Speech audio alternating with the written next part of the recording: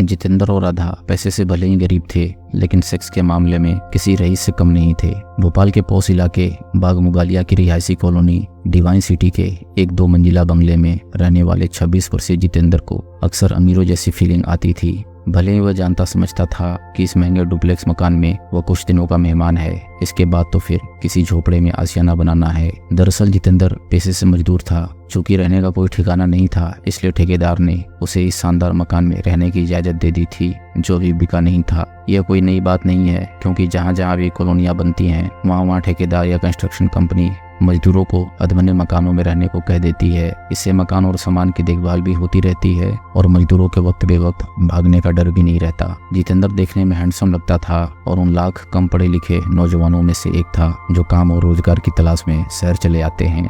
इन नौजवानों के बाजुओं में दम, दिलों में जोश और आंखों में सपने रहते हैं कि खूब मेहनत करके वे ढेर सा पैसा कमाकर रईसों की जिंदगी जिएंगे। यह बात अलग है कि अपनी ही हरकतों और व्यसनों की वजह से वे कभी रईस नहीं बन पाते। जितेंद्र भोपाल आया तो उसके सामने भी पहली समस्या काम और ठिकाने की थी। जान पहचान के दम पर भाग दौड़ की तो न केवल मजदूरी का काम मिल गया, बल्कि ठेकेदार ने रहने के लिए एक अधबना मकान भी दे दिया। यह कमरा जितेंद्र के लिए जन्नत से कम साबित नहीं हुआ। आने के 4 दिन बाद ही उसे पता चला कि बगल वाले कमरे में एक अकेली औरत रहती है, जिसका नाम राधा है। बातचीत हुई और पहचान बढ़ी तो उसे यह जानकर खुशी हुई कि राधा भी उसी की तरह न केवल अकेली है, बल्कि उसके ही जिले की रहने वाली है। 35 वर्षीय राधा को देखकर हर कोई नहीं कह सकता था कि वह 13 साल के एक बेटे की माँ भी है। गठीले कसे बदन की सांवली छचहरी राधा जैसी पड़ोसन पाकर जितेंद्र खुद को धन्य समझने लगा। जल्दी ही दोनों में दोस्ती हो गई। इस इलाके के लोग जब बाहर निकलते तो उनकी बातें अपने इलाके के इर्द गिर्द घूमती रहती है।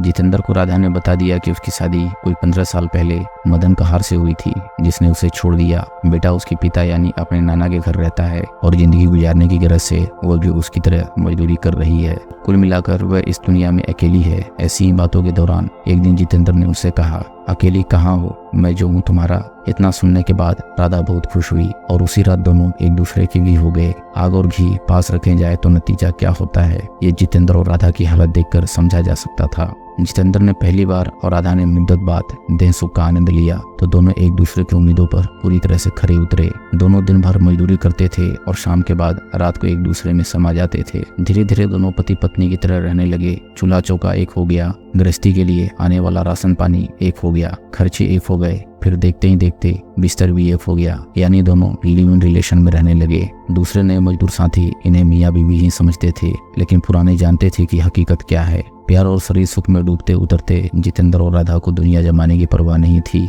कि कौन क्या कहता सोचता है। वे तो अपनी दुनिया में मस्त थे, जहाँ तन्हाई थी, सुकून था और प्यार के अलावा रोज तरह तरह से किया जाने वाला सेक्स था, जो मजे को 2 गुना 4 गुना कर देता था। देखा जाए तो दोनों वाकई स्वर्ग सी जिंदगी जी रहे थे, जिसमें कोई भी बाहरी दखल नहीं था। न तो कोई कुछ पूछने वाला था और न ही कोई रोकने टोकने वाला। इन्हें और इनकी जिंदगी देखकर कोई भी कह सकता था कि जिंदगी हो तो ऐसी, प्यार और शरीर सुख में डूबी हुई, जिसमें गरीबी या अभाव आड़े नहीं आते। राधा पर भले ही कोई बंदिश नहीं थी, लेकिन जितेंद्र पर थी। इस साल की शुरुआत से ही उसके घर वाले उस पर शादी कर लेने का दबाव बना रहे थे, जिससे शुरू में तो वह तरह तरह के बहाने बनाकर टरकाता रहा, लेकिन घर वालों, खासतौर से गांव में रह रहे पिता भारत सिंह को उसकी दलीलों और बहानों से कोई लेना देना नहीं था। उनकी नजर में बेटा ठीक ठाक कमाने लगा था, इसलिए अब उसे शादी के बंधन में बांधना जरूरी हो चला था, जिससे वह घर गृहस्थी बसाए और बहके नहीं। लेकिन उन्हें क्या मालूम था कि बेटा 4 साल पहले भोपाल आने के तुरंत बाद ही बहक चुका था। घर वालों का दबाव जितेंद्र पर बढ़ा तो उसने शादी के बाबत हाँ कर दी,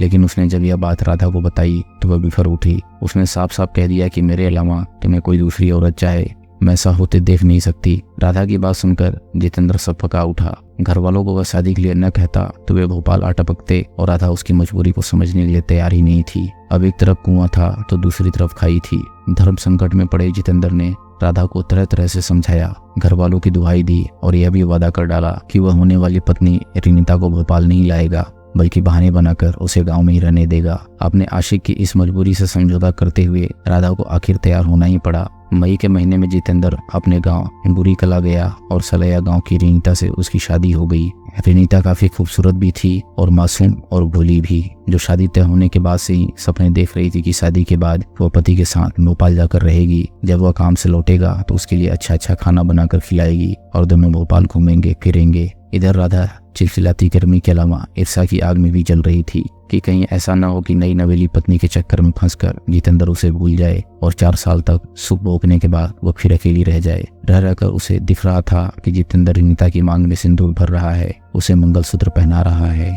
और उसके साथ 7 फेरे लेने के बाद सुहाग रात मना रहा है। वह जल उनकर खाक हुए जा रही थी। राधा के पास सांत्वना देने वाली इकलौती बात यह और थी कि जितेंद्र पत्नी को साथ लेकर नहीं आएगा और फिर दोनों पहले की तरह मौज मस्ती में डूब जाएंगे। ऐसा हुआ भी। जितेंद्र कुछ दिनों के बाद जब भोपाल आया तो उस समय वो अकेला था। यह देख राधा खुशी से फूली न समाई और उसकी बाहों में झूल गई। दोनों फिर अपनी दुनिया में मशगूल हो गए। शादी के बाद रेनिता के साथ सेक्स में जितेंद्र को वह मजा कतई नहीं आया था जो भोपाल में राधा के साथ आता था। रेनिता शर्मिली थी और सेक्स के बारे में ज्यादा कुछ नहीं जानती थी, जबकि जितेंद्र पक्का खिलाड़ी था जिसे नाज नखरे मनाना और देरी बिल्कुल पसंद नहीं आती थी। बहाने बनाकर वो रेनिता को घर छोड़ आया। जब उसने रेनिता की कोई खोज खबर नहीं ली तो पिता भारत को चिंता हुई, लिहाजा 3 महीने इंतजार करने के बाद उन्होंने रेनिता को भोपाल भेज दिया। अपने पिता से डरने वाला और उनका लिहाज करने वाला जितेंद्र रेनिता को भोपाल आया देख सकते में आ गया, जबकि राधा के तो मानो तन बदन में आग लग गई। लेकिन अब कुछ नहीं हो सकता था, इसलिए वो कसमसा कर रह गई।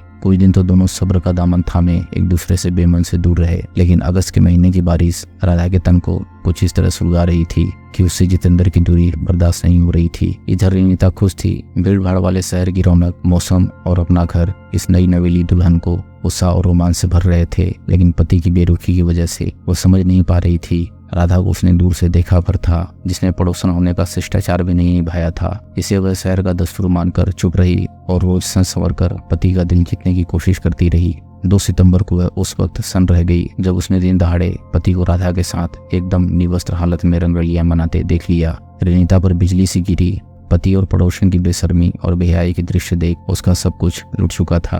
पति की हकीकत उसके सामने थी, क्यों वह पहले से ही उससे खींचा खींचा रहता था। जितेंद्र राधा के साथ रासलीला मनाकर वापस आया तो भरी बैठी रेनिता ने उसे सवाल जवाब करने के साथ साथ उसके नाजायज संबंधों पर भी सख्त ऐतराज जताया। पहले तो जितेंद्र ने सफाई देकर उसे तरह तरह के बहाने और दलीलें देकर बहलाने फुसलाने की कोशिश की, लेकिन कुछ देर पहले ही रेनिता ने जो देखा था उसे कोई भी पत्नी समझौता नहीं कर सकती। लिहाजा वह पति पर भड़क गई। बात बढ़ते देख रेनिता ने उसे धमकी दे दी कि सुबह होते ही वह ससुर को उसकी सारी करतूत बता देगी। इस पर जितेंद्र की रूह कांप उठी। उसे मालूम था कि सख्त और उसूलों के धनी उसके पिता को जब यह पता चलेगा तो उसे यहीं से छिंदवाड़ा तक घसीटते हुए ले जाएगा और उसका जो हाल करेंगे वह नाकाबिले बर्दाश्त होगा।